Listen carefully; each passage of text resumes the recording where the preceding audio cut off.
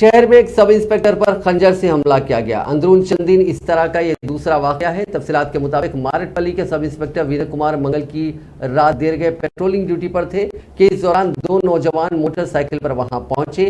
سب inspector نے انہیں روکا اور ان سے پوچھ تاچھ کر رہے تھے کہ انہوں نے چھوٹی چاقو سے سب انسپیکٹر کے پیٹ پر حملہ کر دیا، جس کے نتیجے میں وہ زخمی ہو گئے۔ حملہ آور وہاں سے فرار ہو گئے، جبکہ سب انسپیکٹر کو علاج کے لیے اسپتال منتقل کیا گیا، جہاں ان کی حالت خطرے سے باہر بتائی جاتی ہے۔ پولیس نے حملہ آوروں کی شناخت کر لی ہے اور ان کے نام پاون اور سنجے بتائے گئے۔ ذرائع کے مطابق پولیس نے انہیں حراست میں لے لیا۔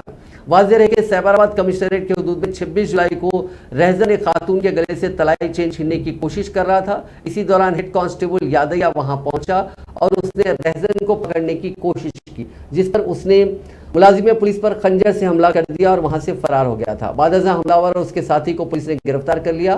ملزمین کی شناخت 21 سالہ ایشان نرنجن متوطن کرناٹک اور 19 سالہ راہل کے طور پر کی گئی۔